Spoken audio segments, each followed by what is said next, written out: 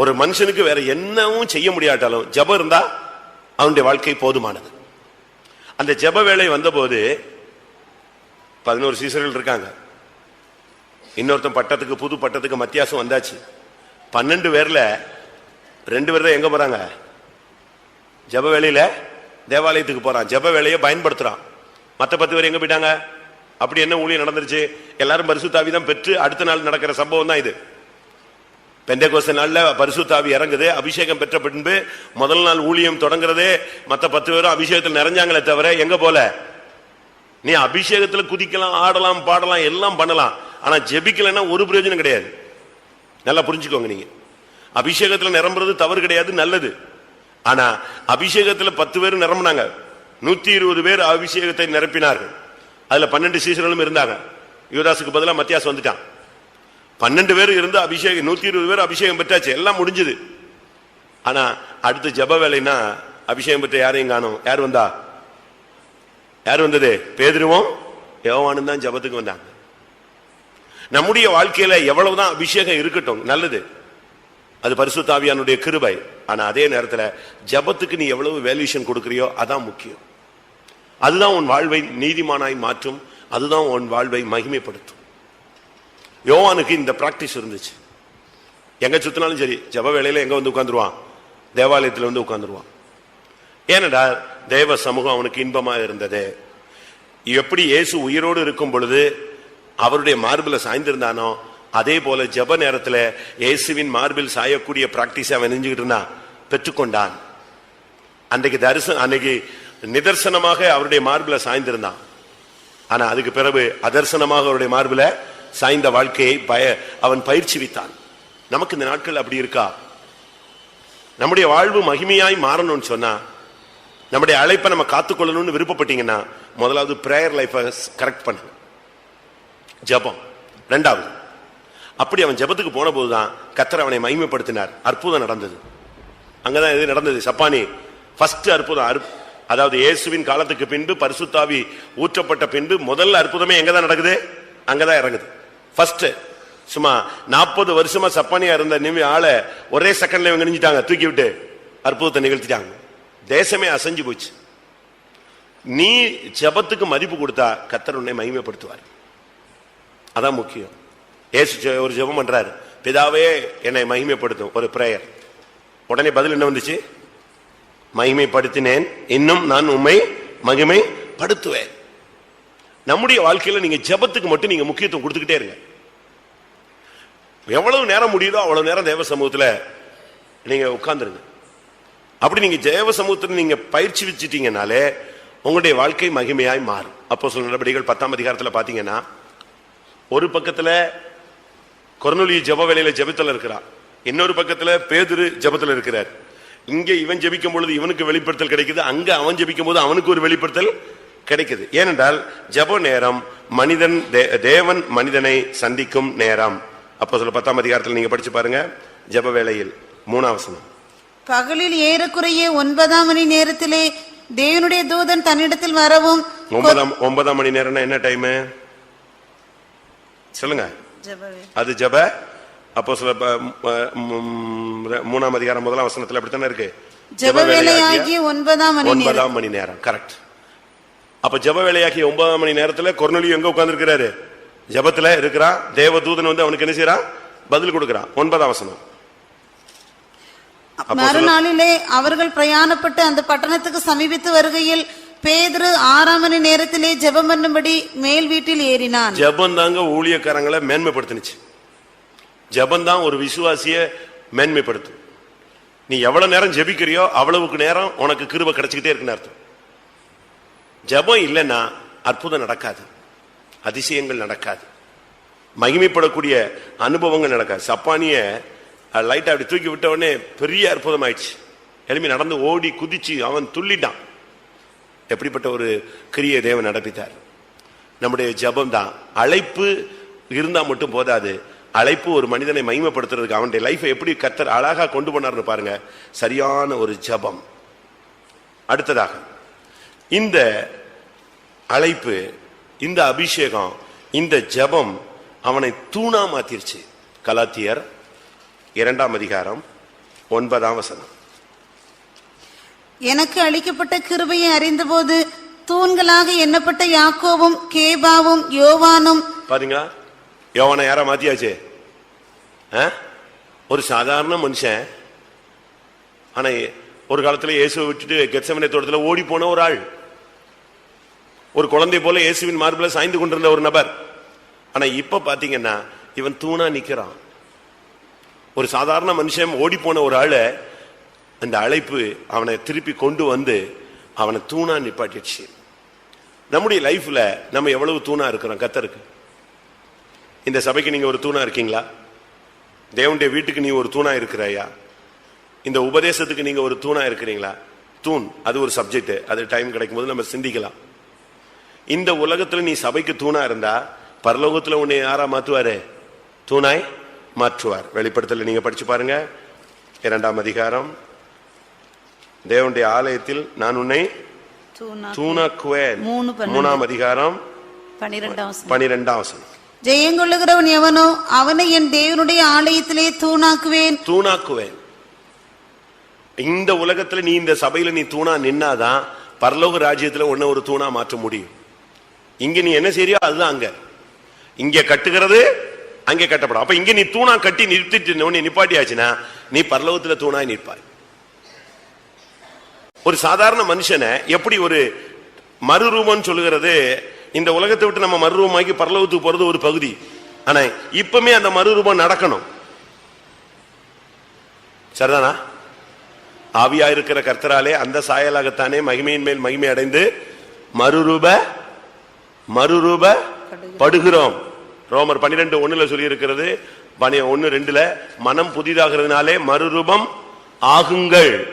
வாசிங்க, 2 அடைகிறோம் ஆகுங்கள். நாம் எல்லாரும் திறந்த முகமாய் கர்த்தருடைய மகிமையை கண்ணாடியிலே காண்கிறது போல கண்டு ஆவியாய் இருக்கிற கர்த்தரால் அந்த சாயலாகத்தானே மகிமையின் மேல் மகிமை அடைந்து மறுரூபப்படுகிறோம். அடுத்து ரோமர் 12:2 நீங்கள் இந்த பிரபஞ்சத்திற்கு ஒத்த வேஷம் தெரியாமல் தேவனுடைய நன்மையும் பிரியமும் பரிபூர்ணமான சித்தம் என்னதென்று பகுத்தறியத்தக்கதாக உங்கள் மனம் புதிதாகிறதுனாலே மறுரூபம் ஆகுங்கள். இந்த உலகத்திலே நீ மறுரூபம் ஆகணும். ஒரு சாதாரண மனுஷனா இருக்கிற நீ இந்த உலகத்திலே நீ ஒரு தூணாய் மாறணும், ஒரு ஜெப வீரனாய் மாறணும், அற்புதம் செய்யும் சக்தி உள்ளவனாய் மாறணும், இயேசுவோடு இணைந்து நிற்கக்கூடிய ஒரு தூணாய் நீ மாறணும். அசைஞ்சிடக்கூடாது, நீங்க விட்டுறக்கூடாது. உங்களுடைய உறுதித்தன்மையை நீங்க எந்த சூழ்நிலையிலையும் இழந்து விடக்கூடாது. யோவான் கிருபை பெற்றவன், கர்த்தரிடமிருந்து கிருபை பெற்ற மனுஷன். அவனுடைய அழைப்பு அவனை எப்படி உருவாக்கிச்சின்னு பாருங்க. அவனுடைய 12 பேருக்குள்ள இவனுடைய மாற்றங்களை பாருங்க. அந்த அழைப்பு கிடைத்தது. அடுத்ததாக அவன் ஜெப வேலையை பயன்படுத்தினான். அதான் அவனுடைய அடுத்த மறுரூபம். அடுத்து அவனை தூணா மாத்திருச்சு. என்ன வந்தாலும் சரி ஸ்ட்ராங்கா நிப்பான், தைரியமா நிப்பான். அபிஷேகம் கிடைச்ச பிறகு பயங்கர போல்ட் ஆயிட்டாங்க. அப்போஸ்தலர் நடவடிக்கைகளை நீங்க படிச்சு பாருங்க, 4ஆம் அதிகாரம் 13ஆம் வசனத்துல மிகுந்த தைரியத்தோடு பேச ஆரம்பித்தான் யோவான். பேதுருவும் யோவானும் பேசுகிற தைரியத்தை அவர்கள் கண்டு. பாத்தீங்களா, பேதுருவும் யோவானும் பேசுகிற தைரியத்தை அவர்கள் கண்டார்கள். நீ தூணா நிக்கணும், தைரியமா நிக்கணும். வேலை ஸ்தலத்துல உனக்கு சின்ன பிரச்சனை உடனே அங்க பின்வாங்கிடக்கூடாது. குடும்பத்துல ஒரு சின்ன பிரச்சனை உடனே ஓடிடக்கூடாது. சபையில ஒரு சின்ன குழப்பம் உடனே நீ சபையை விட்டு ஓடிடக்கூடாது. நிக்கணும், தைரியமா நிக்கணும். என்ன வந்தாலும் நிக்கணும். என்னை போன்றவன் ஓடி போவானோ? ஓடலாமா? பின்வாங்கிறதுக்கு நம்ம இந்த சபைக்குள்ள வந்தோம். இந்த சத்தியத்தை அறிஞ்ச பிறகு உனக்கு ஒரு தைரியம் வரணும், சரியான போல்ட்னஸ் வேணும். என்ன வந்தாலும் நிக்கிற ஒரு தைரியம் இந்த நாட்கள்ல நமக்கு தேவை. ஆண்டவர் அறியாமல் நமக்கு ஒண்ணு நடக்காது. அப்படி நடந்தாலும் தேவன் என்ன செய்வார்? பார்த்துக் கொள்வார். அவர்கள் பேதுருவும் யோவானும் பேசுகிற தைரியத்தை கண்டு அவர்கள் படிப்பறியாதவர்கள், பேதமை உள்ளவர்கள் என்று அறிந்தபடினால் ஆச்சரியப்பட்டார்கள். எவ்வளவு அருமையா பேசுறான். நம்ம இன்னைக்கு சத்தியத்தை பேச மாட்டோம், உபதேசத்தை பேச மாட்டோம். இன்னைக்கு நமக்கு அந்த தைரியம் இல்லை. நீங்கள் தைரியமாய் மாறணும். உங்களுடைய அழைப்பு உங்களை நீதிமான்களாய் மகிமைப்படுத்த வேண்டுமானால் நீங்க இந்த நாட்கள்ல தூணாய் மாறுங்க. நம்ம எத்தனை பேர் தூணா மாறி இருக்கோம்னு எனக்கு தெரியல. எத்தனை பேருக்குள்ள அந்த உறுதித்தன்மை வந்திருக்குன்னு தெரியல. எத்தனை பேர் இன்னும் சத்தியத்துல உறுதி இல்லாத தன்மை உள்ளவர்களாக இருக்கிறீர்கள் என்று உங்களுக்கு தான் தெரியும். நம்முடைய வாழ்க்கையில ரொம்ப முக்கியமானது நமக்கு நல்ல வெளிப்படுத்தல் கிடைக்கணும். இந்த அழைப்பு அவனுக்கு நல்ல ஒரு வெளிப்படுத்தல கிடைச்சது. அவனை தூக்கி பத்ம தீவுல அனுப்பிட்டாங்க.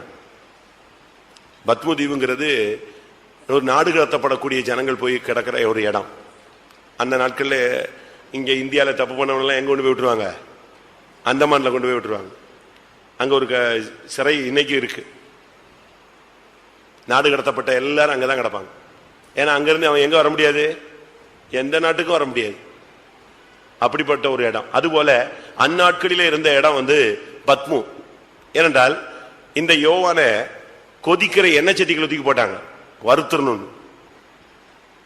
ஆனா இவன் அதுல மிதந்துகிட்டு இருந்தானே தவிர என்ன செய்யல, சாகல. அந்த எண்ணெய் அவனை ஒன்னும் பாதிக்கல. கொதிக்கிற எண்ணெய் சுண்ணாம்பு காலவாசல்ல போட்டாங்களாம். இவனை அப்படியே பஸ்பமாக்கிடணும். அங்கேயே அவனை என்ன செய்யல, ஒண்ணுமே பண்ண முடியல. தண்ணியில அமிழ்த்தினாங்களாம். அப்பமா அவன் என்ன செய்யல, சாவல. சரி எங்கிட்ட இப்ப பொழைச்சிட்டு போன்னு சொல்லி எங்க விட்டாங்க, பத்மதீவுல கொண்டு போய் உள்ள விட்டாங்க.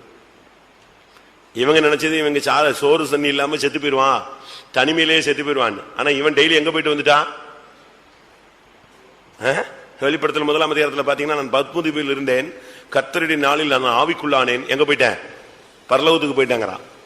ஒவ்வொரு நாளும் ஒவ்வொரு சபைக்கு வருகிற தூது வந்துகிட்டே இருந்துச்சு. எபேசு சபை உடனே எழுதுவான், சிமர்னா சபை எழுதுவான், பிலதெல்பியா சபை எழுதுவான், லவோதிக்கேயா சபை எழுதுவான், பெர்கமு சபை எழுதுவான், தியத்தீரா சபை வந்துகிட்டே இருக்கும். அவனுக்கு பரலோகத்துல இருந்து செய்தி வந்துகிட்டே இருக்கும். இல்ல இவன் போயிடுவான். எங்க போயிடுவான்? டிரான்ஸ்ல ஆவிக்குள்ளாயி அங்க போயிடுவான்.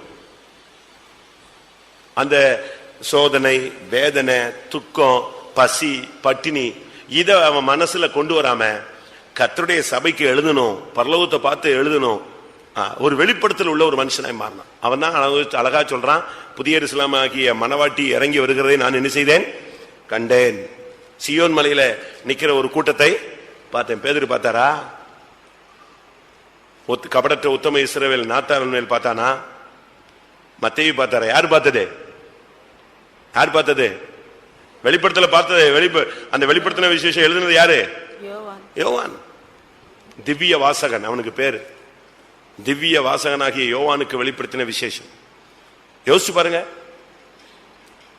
அவனுடைய வெளிப்படுத்தல் பழைய ஏற்பாட்டில் உள்ள தீர்க்க தரிசனங்களுக்கு ஒத்து வந்துச்சு. தானியேல், எசேக்கியேல் இவங்க சொன்ன தீர்க்க தரிசனம் அழகா எக்காலம் ஊதும், கலசங்கள் ஊற்றப்படும் சொல்றாங்களா, முத்திரை உடைக்கிறது எல்லாமே தெளிவா எழுதுறான். கரெக்டா அப்படி சியோன் மலையை பார்த்துட்டு நான் நேத்து யோசிச்சேன், இது எப்படி பார்த்திருப்பான்? 1,44,000 பேர் எப்படி கண்டுபிடிச்சிருப்பான் சொல்லுங்க. பின்பு நான் பார்த்த பொழுது சியோன் மலையில் ஆட்டுக்குட்டியானவருடையும் அவருடைய பிதாவின் நாமம் தரித்த 1,44,000 பேரையும் நிற்க கண்டேன். எப்படி பார்த்திருப்பான்? நீங்க கண்ணை மூடாமே சொல்லுங்க பாப்போம். இப்ப கண்ணை மூடா உங்களுக்கு தெரியாது, சொல்லுங்க இப்ப எப்படி பார்த்திருப்பான்னு சொல்லுங்க. எனக்கு நானா ஒரு கற்பனை நேத்து பண்ணி பார்த்தேன். நான் அப்படியே பார்த்தேன், அவன் பார்த்துக்கிட்டே வந்திருப்பான். அந்த கும்பல நம்பர் போட்டிருப்பாருன்னு நினைக்கிறேன். அப்படியா? 1,44,000 லாஸ்ட் நம்பர். அதுக்கு மேல 1-2 தேடி பார்த்திருப்பான். இல்ல, ஆனா அடுத்த பார்த்தவங்க நம்பர்லாம் எப்படிதான் இருந்துச்சு? கீழே 1,30,000 இப்படிதான் இருந்துச்சு. 44,000 பிரேக். யாரு பேர்ல இருந்துச்சோ தெரியல, எந்த ஆளு இந்த நம்பர்ல இருக்கான்னு தெரியல. இங்க உட்கார்ந்து இருக்கதா நானா ஏதோ ஒரு நம்பர்ல ஒரு ஆள் யாரா இருக்கும், இன்னும் வரப்போற ஒரு கூட்டமோ சந்ததியோ. 1,44,000. அதுக்கு பிறகு நம்பர் இல்ல. அப்பதான் அவன் சொன்னான், நான் 1,44,000 பேரை நிற்க கண்டேன். போய் அங்கேயே சுத்திட்டான், ஃபுல்லா ரவுண்டு தான். இவங்க நினைச்சது இவன் சோறு தண்ணி இல்லாம கிடந்து இருப்பான் அப்படின்னு. ஆனா இவன் சோறு தண்ணி இல்லாம இங்க இல்ல, எங்க போயிட்டா? அங்க போய் ஃபுல்லா ஒரு ஆவிக்குள்ளாகிறது, நேர போறது, எல்லாத்தையும் பார்த்து வந்துடும். ஒவ்வொரு ஸ்டெப்பா அழகா பார்த்துட்டு வந்தான். யோசிச்சு பாருங்க, இந்த வெளிப்பாடெல்லாம் எப்படி கிடைச்சது, மனவாட்டியை எப்படி பார்க்க முடிஞ்சது. அவன்கிட்ட ஆண்டவர் சொல்றார், ஏறி வா, இங்கே ஏறி வா, நான் உனக்கு என்ன செய்யறேன், ஆட்டுக்குட்டியானுடைய மனைவியாகிய மனவாட்டியை நான் உனக்கு காண்பிக்கிறேன். அருமையா காண்பிச்சார. அப்ப அவன் மைண்ட்ல மாம்சமே இல்ல, உலகத்திலே இல்ல. அவனுடைய சிந்தை முழுசும் அடுத்த நாள் என்ன வெளிப்படுத்தல் இதான் இருந்துச்சு. இந்த அளவு அவனுடைய வாழ்க்கையை தெய்வம் மாற்ற முடிந்தது. மனவாட்டியை குறித்த ஒரு சரியான வெளிப்படுத்தல் பெற்ற ஒரு மனுஷன். அடுத்ததாக வெளிப்படுத்தல் 1:9 வாசிங்க. தன்னை குறித்து அவன் என்ன பேசுகிறான்? உங்கள் வெளிப்படுத்தல் 1:9. உங்கள் சகோதரனும் இயேசு கிறிஸ்துவின் நிமித்தம் வருகிற உபத்திரவத்திற்கும் அவருடைய ராஜ்யத்திற்கும் அவருடைய பொறுமைக்கும் உங்கள் உடன் பங்காளனுமாய் இருக்கிற யோவானாகிய நான் தேவவசனத்தின் நிமித்தமும் இயேசு கிறிஸ்துவை பற்றிய சாட்சி நிமித்தமும் பத்மோ என்னும் தீவிலே இருந்தேன். எப்படி? கிறிஸ்துவின் நிமித்தம் வருகிற உபத்திரவத்துக்கு பங்காளி, அவருடைய ராஜ்யத்துக்கு பங்காளி, அவருடைய பொறுமைக்கு உடன் பங்காளி. அவன் தான் யாரு? யோவான். சுவிசேஷம் எழுத சொன்னா எழுதுவான், நிருபம் எழுத சொன்னா எழுதுவான், வெளிப்படுத்தின விசேஷம் எழுத சொன்னா எழுதுவான். அவனுக்கு கர்த்தரை குறித்ததானே நீங்க அவனுடைய நிருபங்களை படிச்சு பாத்தீங்கன்னா முழுவதும் அன்பு. அன்பை பத்தி அதிகமா எழுதுனது யார் தான்? அவன் தான். பேதுரு விட்டு ஆண்டவர் பேசுறார், நீ நேசிக்கிறாயா, அவனுக்கு நீ என் ஆட்டுக்குட்டிகளை மேய்ப்பாயாக, ஆடுகளை மேய்ப்பாயாக, இப்படி வரிசையா சொல்லிட்டு வரும்போது யார் வந்துட்டா? யோவான் வந்துட்டான். உடனே இவன் சொல்றான், இவன் காரியம் என்னன்னு கேட்கறான். அப்ப அவர் சொன்னாரு, உன் காரியமே இங்க தடுமாறிட்டு இருக்கு. அவன் நான் வருமளவும் கூட என்ன செய்வான்? உயிரோட இருப்பான். அதை பத்தி உனக்கு என்ன கவலை? நீ என்னை பின்பற்றி வாழ்னாரு. அதை வச்சுக்கிட்டு உடனே ஒரு கதையை கிளப்பிச்சு, யோவானுக்கு என்ன கிடையாது? மரணமே கிடையாது. ஏசு வர்ற வரைக்கும் அவன் என்ன செய்வான்? உயிரோட இருப்பான் அப்படின்னு சொல்லிட்டு நம்ம ஆளுங்க கைலாச மகரிஷி அவன் இவன் எல்லாருமே யார் தான்? யோவான் சொல்லிட்டு அலைவாங்க. எங்கேயோ இருக்காரு யோவான். அப்படி அல்ல. யோவானுக்கு மரணம் இல்லைன்னு சொல்ல, இருந்தால் உனக்கு என்னன்னு கேட்டாரு. அப்படி இருந்தா உயிரோடு இருக்கிறான்னா அதையும் வேதம் அழகா என்ன செஞ்சிருக்கோம்? சுட்டி காட்டியிருக்கு. நம்முடைய வாழ்க்கையில இந்த நாட்களில நாம் எதற்கு பங்காளிகள்? அவன் சொல்றான், அவருடைய பொறுமைக்கு பங்காளி, அவருடைய பாடுகளுக்கு பங்காளி. அவன் அழகா பேசுறான், அவருடைய ராஜ்யத்துக்கு நாம் பங்காளி, நமக்கு அவருடைய உபத்திரவத்துக்கு பங்காளிகள், பாடுகளுக்கு பங்காளிகள். அவனுடைய வாழ்க்கையில பயங்கரமான பாடுகள்லாம் இருந்துச்சு. அந்த பாடுகள் எல்லாம் அவன் சகிச்சான். மரியாளை கடைசி வரைக்கும் வச்சு அந்த மரணம், மரியாளுடைய மரணத்துக்கு எல்லா அப்போஸ்தலரும் வந்தாங்களாம். நீங்க ஹிஸ்டரியை படிச்சு பார்த்தா தெரியும். தோமாவுக்கு இந்தியாவுக்கு சீட்டு விழல ஃபர்ஸ்ட். நீங்க படிச்சு பாருங்க. வேற ஒரு நாட்டுக்கு நெஞ்சிருந்தாரு, போயிருந்தாரு, சீட்டு விழுந்து. மரியாளுடைய மரணத்துக்கு எல்லாரும் வந்தாங்க. அந்த மரணம் முடிஞ்ச உடனே திருப்பி சீட்டு போடும்போது தான் தோமாவுக்கு எங்க வருது? இந்தியாவுக்கு சீட்டு விழுந்து இங்க வர்றாரு. நீங்க அதை வீட்டில் போய் எங்காவது புக்ஸ் இருந்தா வாங்கி படிச்சுக்கோங்க. இப்படி முழுவதும் தன்னுடைய பராமரிப்புல வச்சு தன்னுடைய ஊழியத்தை, இயேசு சிலுவையில் கொடுத்த ஊழியத்தை அப்படியே நிறைவேற்றின மனுஷன் தான் யாரு? யோவான். நமக்கு இப்படிப்பட்ட அனுபவம் இருக்கா? சொந்த அம்மா அப்பாவையவே கடைசி வரைக்கும் பார்க்கறதுக்கு நமக்கு நாதி இல்லை, அப்படித்தானே? பெத்த தாய் தகப்பனையே இன்னைக்கு நம்முடைய விசுவாசிகள் கூட பார்க்கறதுக்கு ரொம்ப யோசிக்கிறாங்க. ஊழியத்தில் ஒரு ஆள் வியாதிப்பட்டா ஒரு ஆளும் பார்க்க மாட்டாங்க. ஊழியத்தில் சொல்லுவாங்க, இருக்கிற வரைக்கும் ஷைன் பண்ணிக்கலாம், விழுந்தா தொலைஞ்சுது. அப்படிதான் இருக்கு இன்னைக்கு. இந்த ஹாஸ்பிட்டாலிட்டி, அதாவது உபசரிப்பு, சர்வீஸ் மைண்ட் எல்லாம் இன்னைக்கு ரொம்ப குறைவு. பெத்த தாய் தகப்பனையே கவனிக்க மாட்டேங்கிறாங்களே. அப்படி இருக்கும்போது மரியாதை யார் பார்த்தது? அந்த வயசான காலத்துல கடைசி வரைக்கும் இருந்து அந்த தாயை தன்னுடைய சொந்த தாய் போல பராமரிச்சா. அதனாலதான் அன்பை பத்தி எழுதுகிறார், அந்த அன்பின் தன்மையை பத்தி எழுதுகிறார். ஏசு பாருங்க, பேதுருவை கூப்பிட்டு, எப்பா நீயும் உன் சகோதரியாகிய மனைவியும் சேர்த்து எங்க அம்மாவை பாத்துக்காங்க, நீங்க 2 பேரும் சேர்ந்தா நல்லா பாத்துக்கலாம், அப்படியே சொன்னாரு இல்லையே? இவர் கையில தான் கொடுத்தாரு. உன்னுடைய கையில நம்பி சில ஊழியத்தை கர்த்தர் கொடுப்பார். அது ஜெப வாழ்க்கையா இருக்கலாம், விசுவாச வாழ்க்கையா இருக்கலாம். ஏதாவது ஒன்றை உன்னை நம்பி கையில கொடுத்திருப்பார். அதை நீங்க வச்சிருக்கீங்களா, பராமரிச்சீங்களா, விட்டீங்களான்னு உங்களுக்கு தான் தெரியும். உங்க கையில் என்னத்தை ஒப்பு கொடுத்தார்? யோசிச்சு பாருங்க. ஒரு மனுஷன் சொல்றான், பைபிள்ல இருக்கு, இந்த மனுஷனை நான் வர்ற வரைக்கும், நான் சொல்ற வரைக்கும் நீ பாதுகாத்துக் கொள்ளணும்னு. அப்படி பாதுகாத்து கொள்ளாவிட்டால் என்ன நடக்கும்? இருக்கா அப்படி வசனம் இருக்கா? ஒருத்தன் கையில ஒப்பு கொடுத்துட்டு, நான் வர்ற வரைக்கும் நீ என்ன செஞ்சுக்கணும்? விட்டுறக்கூடாது அப்படின்னு சொல்றான். ஆனால் யோவான் கடைசி வரைக்கும் அந்த வேலையை செய்த ஒரு மனுஷன். அடுத்ததாக அவனுடைய வாழ்க்கையில பார்க்கும் பொழுது மார்க் 5ஆம் அதிகாரம் 37ஆம் வசனம். மார்க் 5:37. பேதுருவையும் யாக்கோபையும் யாக்கோபின் சகோதரன் யோவானையும் தவிர வேறு ஒருவரும் தம்மோடு வருகிறதற்கு இடம் கொடாமல். இயேசு கிறிஸ்து எங்கெல்லாம் போனாலும் இந்த யோவான் இல்லாத ஒரு இடமே கிடையாது. ஒரு அற்புதம் நடக்குது, ஒரு மரிச்சவனை எழுப்புறாரு, ஒரு இடத்துல ஒரு கிரியை நடப்பிக்க போறாருன்னு சொன்னா யாரு கூட போவா அந்த இடத்துல? யார் அந்த இடத்துல இருக்கிறது? யோவான் இருப்பா, பேதுரு இருப்பாரு, யோவான் இருப்பாரு, யாக்கோபு இருப்பார். யோவான் இல்லாம இயேசு ஒரு அற்புதங்களை நடத்த போறது இல்ல. அந்த அளவு இயேசுவோடு நெருங்கி நின்ற ஒரு மனுஷன். 12 பேர் இயேசுவின் சீஷர்கள் தான். இயேசுவுக்கு பட்சபாதம் கிடையாது. ஆனா இந்த 12 பேர்லயுமே இந்த 3 பேர் என்னது? கொஞ்சம் போல்டான ஆளுங்க. உடனே பதில் சொல்லுவான், உடனுக்குடன் தீவிரமா கிரியை செய்வான், என்ன சொன்னாலும் செய்வான். கெத்செமனே தோட்டத்தில் கூட பாருங்க, 11 பேர் போறாங்க. 11 பேர் போனா 8 பேரை ஒரு இடத்துல நிறுத்திடுறாரு. அடுத்து 3 பேரை கூட்டு எங்க போறாரு? அந்த கெத்செமனே தோட்டத்திலேயே இன்னொரு பாட்டு இருக்கு, அங்க போய் 3 பேர்த்தையும் பேசுறாரு. திரும்ப அங்கிருந்து அப்புறம் போய் தனியா உட்கார்ந்து ஜெபம் பண்றாரு. திருப்பி யார்ட்ட வராரு? இந்த 3 பேர்ட்ட வராரு. அப்போ பிரேயர் லைஃப்லயே 2 ஸ்டைல், 2 அனுபவம் இருக்கு. நார்மல் பிரேயர் இருக்கு, அடுத்து இன்னும் என்னது? இயேசுவோடு இன்னும் க்ளோஸா இருக்கிற ஒரு பிரேயர் லைஃப் இருக்கு. அதுலயும் யார் தான் வருவா? யோவான் தான் வருவா. எவிரிவின் மகளை எழுப்பும் போது எல்லாரும் சீசர்களோடு தான் போறாரு, ஆனா 3 பேர் மட்டும் தான் உள்ள கூட்டு போனாரு. அந்த அளவு இயேசுவோடு நெருங்கின ஒரு தனித்துவம் வாய்ந்த மனுஷன் தான் யோவான். சரி, இப்ப இயேசு போயிட்டாரு, அவர் எடுத்துக்கொள்ளப்பட்டாச்சு, ஓட்டத்தை முடிச்சிட்டாரு, மகிமைக்கு போயிட்டாரு. இப்ப பரிசுத்த ஆவி அருளப்பட்டது. இப்ப நீங்க பாத்தீங்கன்னு சொன்னா இப்பவும் பேதுரு கூட நிக்கிறது யாருதான்? பேதுரு கூட யாக்கோபு வர மாட்டான். இப்ப யாரு க்ளோஸா நிக்கிறது அப்படின்னா என்ன அர்த்தம்? நடத்திப்புக்காரங்களோடு நிக்கிற ஒரு தன்மை. பேதுருவும் யோவானும் தான் ஜபாலயத்துக்குள்ள போறாங்க. அப்படித்தானே இருக்கு பைபிள்ல. பேதுருவும் யோவானும் எந்த இடத்துல பாத்தீங்கன்னா பேதுருவும் யோவானும் தான் உள்ள வந்துட்டே இருப்பாங்க. 2 பேரும் ரொம்ப க்ளோஸ் ஆயிட்டாங்க. நீங்க எப்படி தெய்வத்தோடு க்ளோஸா இருக்கீங்களோ அதே அளவு நடத்திப்புக்காரங்களோடு நீங்க என்ன செய்யணும்? க்ளோஸா இருக்கணும். அதான் ரொம்ப முக்கியம்.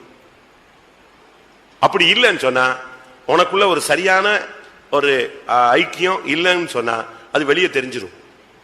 அற்புதம் நடக்காது, அதிசயம் நடக்காது, பெரிய காரியங்களை நீ நடப்பிக்க முடியாது. தெளிவா இருக்கு. எப்படி இயேசுவோடு 3 பேர் போய்கிட்டே இருந்தாங்களோ அதே மாதிரி இப்ப அடுத்து பேதுரு தலையாயிட்டாரு. தலையோட சேர்ந்து இவன் என்ன செய்றான்? யோவான் கூட வந்துகிட்டே இருப்பான். இன்னும் 2-3 இடங்கள்ல நீங்க படிச்சு பாத்தீங்கன்னா இந்த தன்மையை நீங்க தெளிவா விளங்கிக்கலாம். எங்கெல்லாம் பேதுரு இருக்கானோ அங்கெல்லாம் யோவான் இருப்பார், வந்துருவார், கூட சேர்ந்து வந்துருவார். நம்முடைய வாழ்க்கையில நம்ம எப்படி இருக்கிறோம்?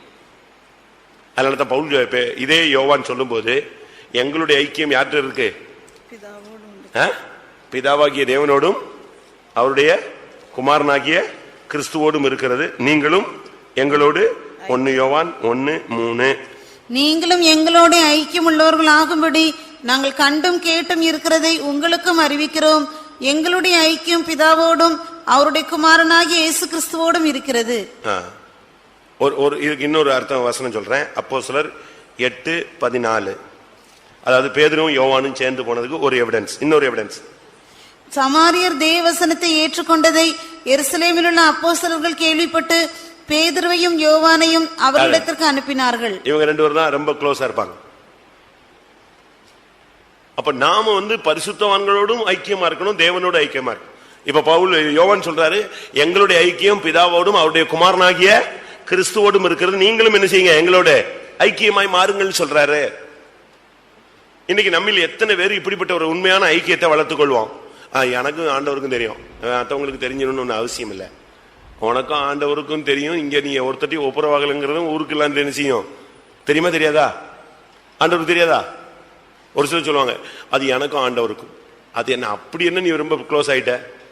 அங்க க்ளோஸா இருந்தா இங்க என்ன செய்யும்? அது தெரியும். நீ தேவனோட ஒப்புரவாக இருக்கிற அப்படின்னு சொன்னாலே நீ யாரோட ஒப்புரவாயிடுவ? மனுஷனோடு ஒப்புரவாகி விடுவாய். நீ தேவனோடு ஒப்புரவாகாத ஒரு மனுஷன் யாரோட ஒப்புரவாக முடியாது? மனுஷனோடு ஒப்புரவாக முடியாது. மனுஷனோடு ஒப்புரவான மனுஷன் தேவனோடு நிச்சயமாய் நிச்சயமாய் ஒப்புரவா.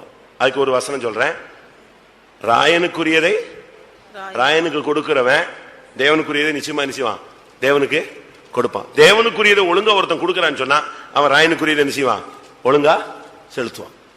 தேவனுடைய காரியத்தில் உண்மையா இருந்தா அவன் உலக காரியத்தில் உண்மையா இருப்பான். உலக காரியத்தில் ஒருத்தன் உண்மையா இருந்தா நிச்சயமா அவன் தேவனுடைய காரியத்தில் எப்படி இருப்பான்? உண்மையாய் இருப்பான். இன்னைக்கு நம்முடைய வாழ்க்கை எப்படி இருக்கு? அவனுடைய வாழ்க்கையில் உள்ள ஒரு விசேஷம், இயேசுவோடும் க்ளோஸ்.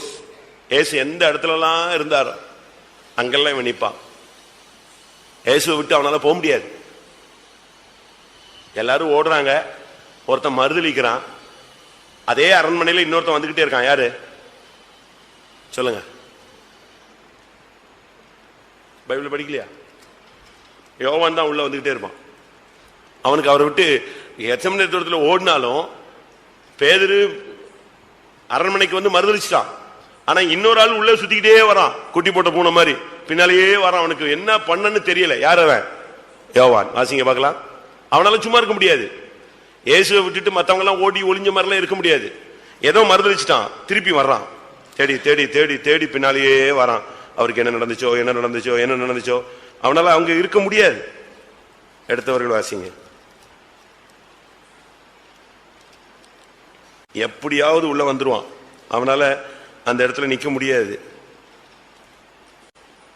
தெரியுமா?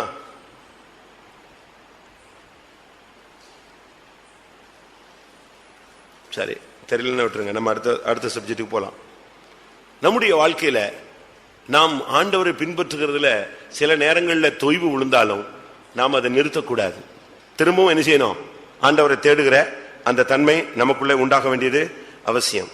இயேசுவுக்கு அன்பா இருந்த சீசன் அவன் உள்ள வந்துட்டான்னு ஒரு இடத்துல இருக்கு.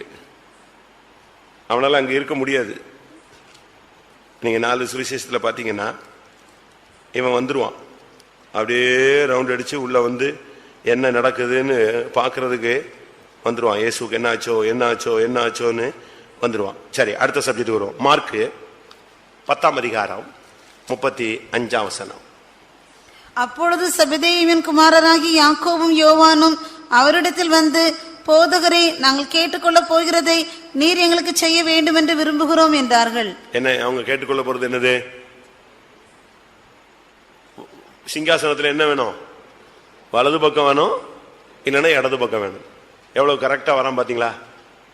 அவனுக்கு வந்து இயேசுவின் மார்பிலேயே இருந்து பழகிட்டு அவனை கொண்டு போய் 10 அடி தள்ளி உட்கார வச்சா அவனால நினைச்ச முடியாது, உட்கார முடியாது. அதனால அவன் கேட்கிறான். அண்ணனும் தம்பியும் வந்து கேட்கறாங்க. யோவானும் யாக்கோவும் வராங்க. 2 பேரும் வந்துட்டு அவங்க அம்மாவையும் கூப்பிட்டு வந்துட்டு பேசுறாங்க. நீங்க சிங்காசனத்துல வரும் பொழுது, மகிமையில வரும் பொழுது, நம்முடைய ராஜ்யத்துல வரும் பொழுது, என் பையன்ல ஒருத்தன் எங்க இருக்கணும்? வலது பக்கம். ஒரு பையன் எங்க இருக்கணும்? இடது பக்கம். இது இங்க எப்படி இருக்கு? இன்னொரு இடத்துல இவங்க 2 பேருமே வந்து கேட்டதாக இப்ப வாசிச்ச, திருப்பி வாசிங்க. அப்பொழுது செபதேயுவின் குமாரராகி யாக்கோபும் யோவானும். மத்தேயுல நீங்க படிச்சு பாத்தீங்கன்னா அவங்க அம்மாவோட சேர்ந்து வராங்க. அவங்களுடைய வாஞ்சி, அவனுடைய யோவானுடைய வாஞ்சியை பாருங்க. ஒன்னு இயேசுக்கு ரைட்ல இருக்கணும், இல்லைன்னா இயேசுக்கு லெப்ட்ல இருக்கணும். அப்படின்னு என்ன அர்த்தம்? இயேசுவோடு க்ளோஸா நிக்கணும். நான் பரலோகத்துல நான் நினைக்கிறேன் அந்த சியோன் மலையில கூட நெக்ஸ்டா நிக்கிறது யாராதான் இருப்பான்? யாராதான் இருப்பாரு? நிச்சயமா யோவானா தான் இருப்பார். ஏன் தெரியுமா? இயேசு இந்த கேள்விக்கு பதில் கொடுக்கும் போது சொல்றாரு, நான் குடிக்கிற பானத்தை குடிப்பீங்களா? நான் படுற அந்த நான் எடுக்கும் ஸ்நானத்தை நீங்க எடுப்பீங்களான்னு. உடனே 2 பேரும் சொல்றான் எடுப்போம். உடனே இயேசு சொன்னார், என்ன உடனே பட்டு பட்டுன்னு பதில் சொல்றானேன்னு சொல்லிட்டு, சரி அப்படி ஆனாலும் பிதாவினால் எவனுக்கு அருளப்படுகிறதோ அவனுக்கே அது கிடைக்கும். அப்படின்னு என்ன அர்த்தம்? ஜெயம் கொள்ளுகிறவனுக்கு தான் கிடைக்கும். யோவான் ஜெயிச்சாரா ஜெயிக்கலையா? ஜெயிச்சிட்டாரு. அப்படினால அவனுடைய சிந்தையை பாருங்க. பரலோகத்துல எனக்கு வலது பக்கம் வேணும். அதுவும் யாருக்கு தான் விட்டு கொடுப்பா? சொல்லுங்க. ஒன்னு அண்ணன் ரைட் சைடு, இல்லைன்னா தம்பி ரைட் சைடு. எவ்வளவு க்ளோஸா 2 பேர் இருக்காங்க. ஊழியத்துல 2 பேர் இருக்காங்க. நமக்கு இந்த நாட்கள்ல சிங்காசனத்தை பத்தி நமக்கு என்ன அறிவு இருக்கு? யோசிச்சு பாருங்க. சிங்காசனத்தை பத்தி உங்களுக்கு என்ன அறிவு இருக்கு? நம்முடைய பிள்ளைகள் சிங்காசனத்துக்கு போகணும்னு ஆசைப்படுறோமா? நம்முடைய பிள்ளைகள்லாம் வலது பாரசத்துல வந்துருவாங்களா? இடது பக்கத்துல வந்து நின்றுவாங்களா? கூட வந்து நின்றுவாங்களா? இல்ல நாமே இப்ப கண்ணை முன்னா அங்க போயிடுவோமா? அவங்க கேட்கறாங்க பாருங்க, சிங்காசனத்துல எங்களுக்கு வலது பக்கம் வேணும், இல்லாவிட்டால் இடது பக்கம் வேணும். உம்மை விட்டு ஒரு அடி கூட என்னால என்ன செய்ய முடியாது விலகி, இந்த உலகத்துல மாத்திரமல்ல மறுமையில கூட உம்மை விட்டு நாங்க என்ன செய்ய முடியாது, விலகி இருக்க முடியாது. இந்த அளவு எப்படி அவனுக்கு ஒரு ஆசை வந்திருக்கும், எப்படி ஒரு தனியாத தாகம். அப்படிப்பட்ட ஒரு வாஞ்சை உள்ள ஒரு மனுஷன் தான் இந்த யோவான். அண்ணன் தம்பி பேசிட்டு வராங்க, அவங்க அம்மா ஃபுல் பூஸ்ட் பண்ணி விட்டுறாதீங்களா, இப்பவுமே கேட்டுருங்க, பிராமிஸ் பண்ணிருங்க.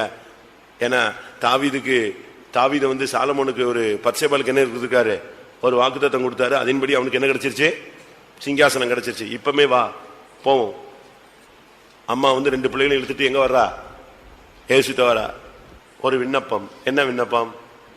நம்ம விண்ணப்பங்கள்லாம் என்ன? நல்ல பையன் கிடைக்க வேண்டும் ஆண்டவரே, நல்ல பெண் கிடைக்க வேண்டும் ஆண்டவரே, அப்படித்தானே, நல்ல வேலை கிடைக்க வேண்டும் ஆண்டவரே. வேற என்ன சொல்லுவீங்க? என்னெல்லாம் தேவையோ நம்ம அதெல்லாம் சொல்றோம். பாவம், வேற வழி இல்லாம சொல்லிட்டு இருக்கோம். அந்த அம்மா பார்த்துச்சு, இவங்க 2 பேருக்கும் அழைப்பு கிடைச்சிருச்சு. இவங்களை இனிமே என்ன செய்ய முடியாது, கல்யாணம் கட்டி வைக்க முடியாது. அழைப்பு பெற்றவன் கல்யாணம் கட்டினானா கட்டினவனும் போச்சு, கட்டப்பட்டவனும் போச்சு. அதனால அந்த அம்மா பார்த்தாங்க 2 பேருக்கும் அப்ப அழைப்பு கிடைச்சிருச்சு. இனி 2 பேரும் எங்க போய் சேரணும்?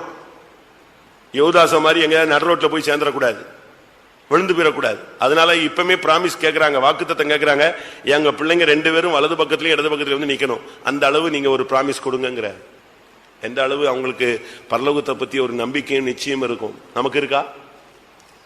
சரி, அடுத்த பாயிண்ட். பேதுருவும் யோவானும் இயேசுவுக்கு ஊழியம் செய்றாங்க. நீங்க பைபிள் ஃபுல்லா படிச்சு பாருங்க, பேதுருவுக்கு யோவானுக்கு என்ன கிடையாது. ஒரு வீட்டுல 2 அண்ணன் தம்பி இருக்கிறான்னா 2 பேரும் எப்படி இருப்பாங்க? நீங்க சொல்லுவீங்க அடிச்சுக்குவாங்க, திருப்பி சேர்ந்துக்குவாங்க, அப்படித்தானே?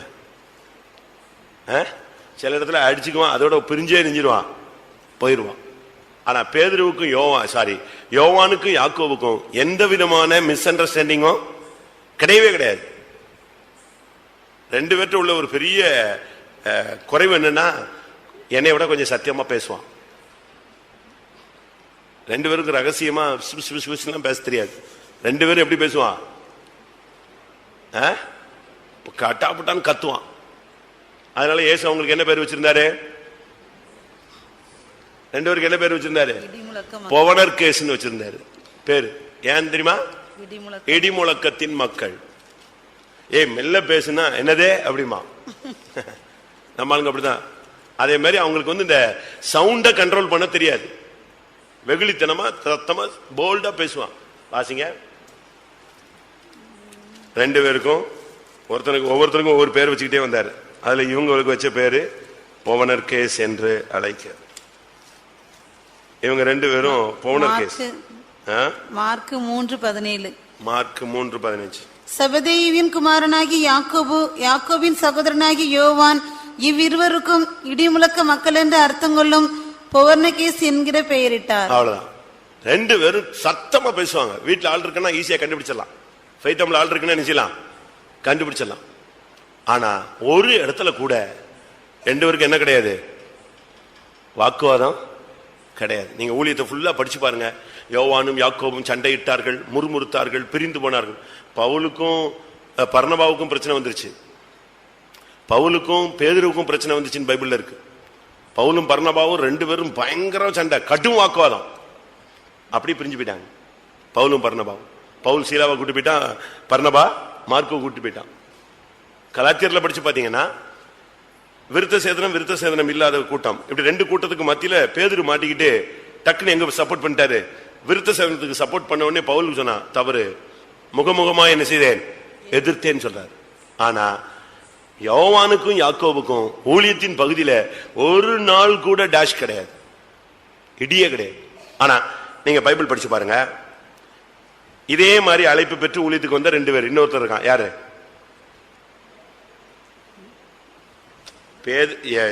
யோவானும் யாக்கோபும் வந்த மாதிரி இன்னும் 2 அண்ணன் தம்பி வந்திருந்தாங்க. யாரு? பேதுருவும் அந்திரேயாவும். இல்லையா? அந்திரேயா கிடையாது ஊழியத்துல? மத்தேயு 4:18. திருப்பி என்ன வாசிங்க. இயேசு கலிலேய கடலோரமாய் நடந்து போகையில் மீன் பிடிக்கிறவர்களாய் இருந்த 2 சகோதரராகிய பேதுரு என்னப்பட்ட சீமோனும் அவன் சகோதரன் அந்திரேயாவும். பாத்தீங்களா? ஆனா இவங்க 2 பேருக்கும் பிரச்சனை வந்துச்சு அப்படின்னு எங்க எழுதி இருக்கு.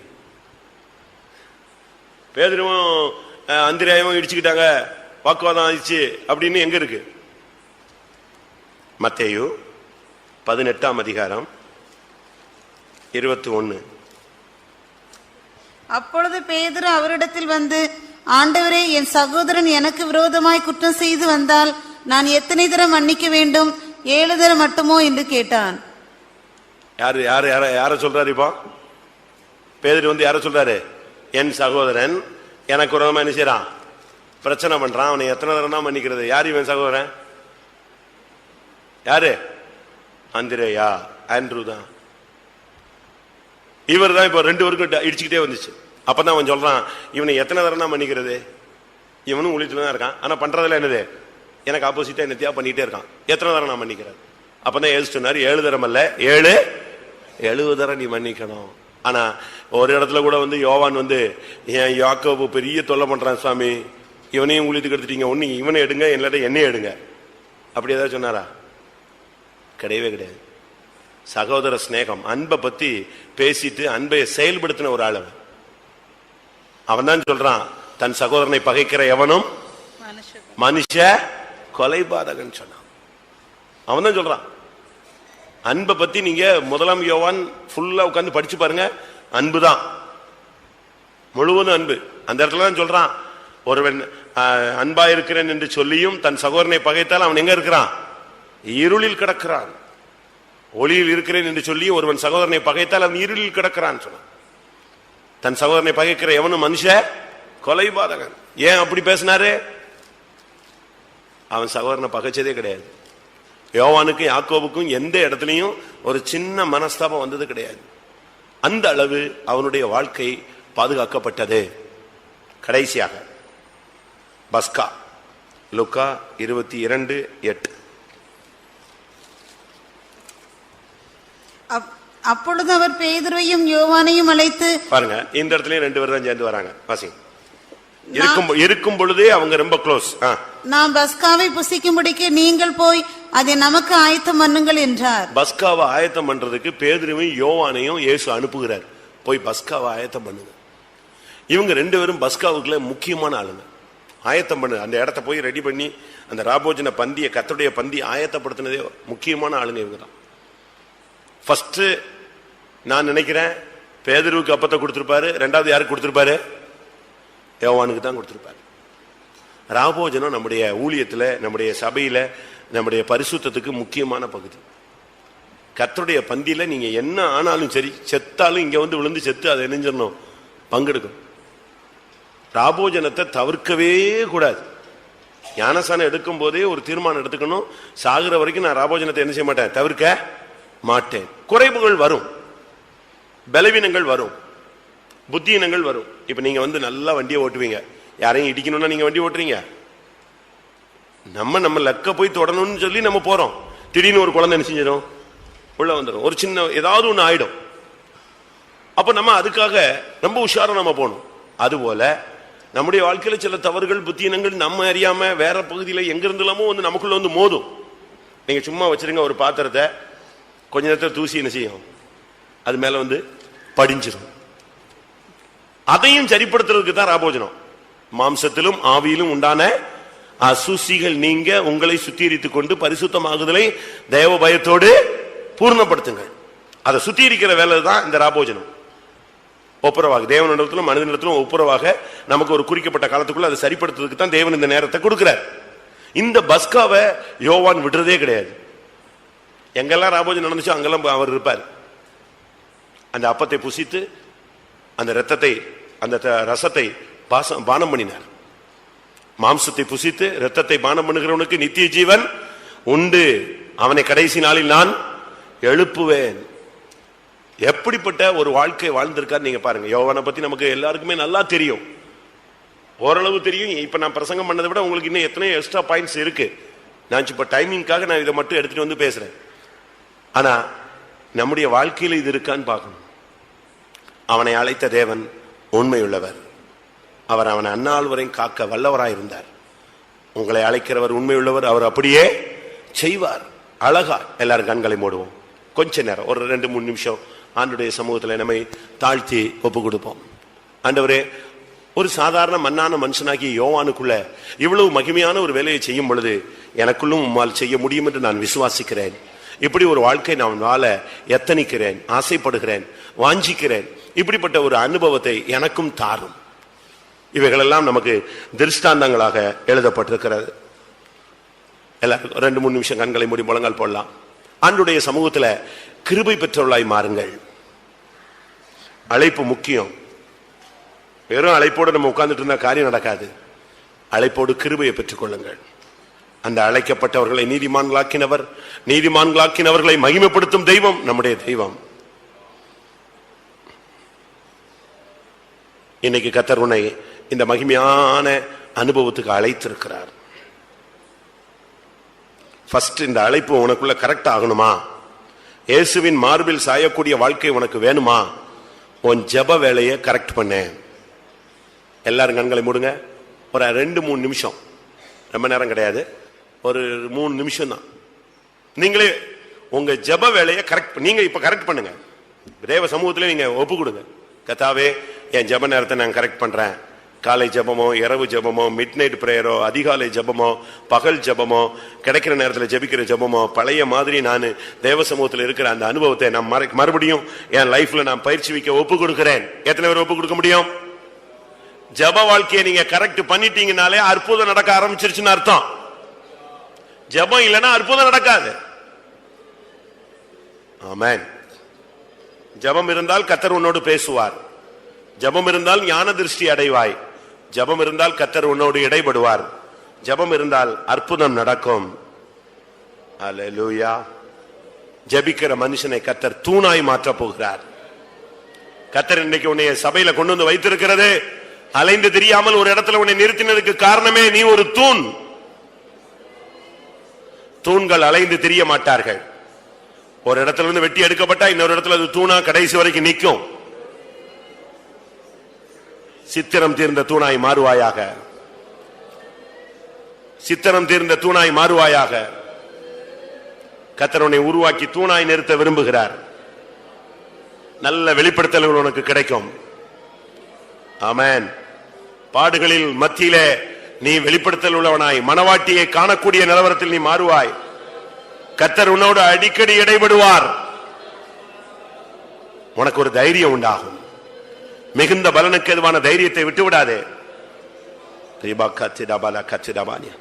ஆண்டவரோடு நெருங்கி வா. பரிசுத்தவான்களோடு நெருங்கி வா. சிங்காசனத்தில் வலது பாரிசம் இடது பாரிசம் உனக்கு உண்டு.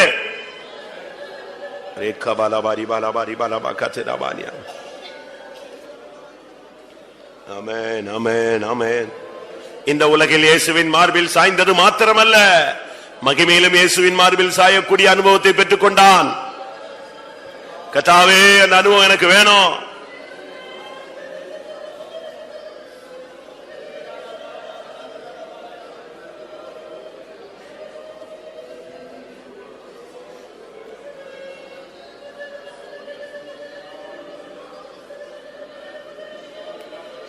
ஒரு ஜெபம், ஒரே ஒரு ஜெபம் பண்ணி நம்ம முடிக்கலாம்.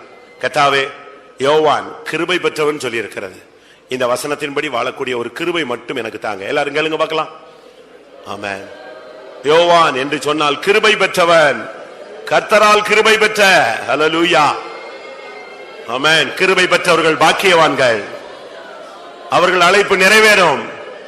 அவருடைய ஜெப வாழ்க்கை உறுதிப்படும். கர்த்தர் அவர்களை தூண்களாய் மாற்றுவார்.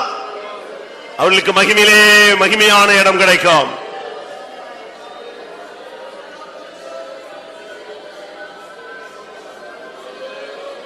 ஹல்லேலூயா, ஹல்லேலூயா, ஹல்லேலூயா,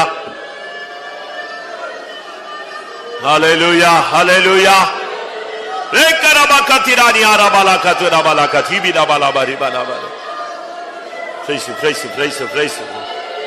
ஆமென். யோவான் மட்டும்தான் கிருபை பெற்றானா? மற்ற ஊழியர்களுக்கு கிருபை இல்லையா? மற்ற அப்போஸ்தலர்களுக்கு கிருபை இல்லையா? நீங்க யோசிப்பீங்க. நான் சொல்றேன், அவங்களை விட அதிகமான கிருபை இவனுக்கு கிடைத்தது. ஆமென். இந்த மாலை வேளையிலும் உனக்கு அதிகமான கிருபையை தேவன் அருள விரும்புகிறார். ஆமென், ஹல்லேலூயா. ஆமென். சத்தியத்தின்படி ஜீவிக்கக்கூடிய கிருபை, தூணாய் நிற்கக்கூடிய கிருபை,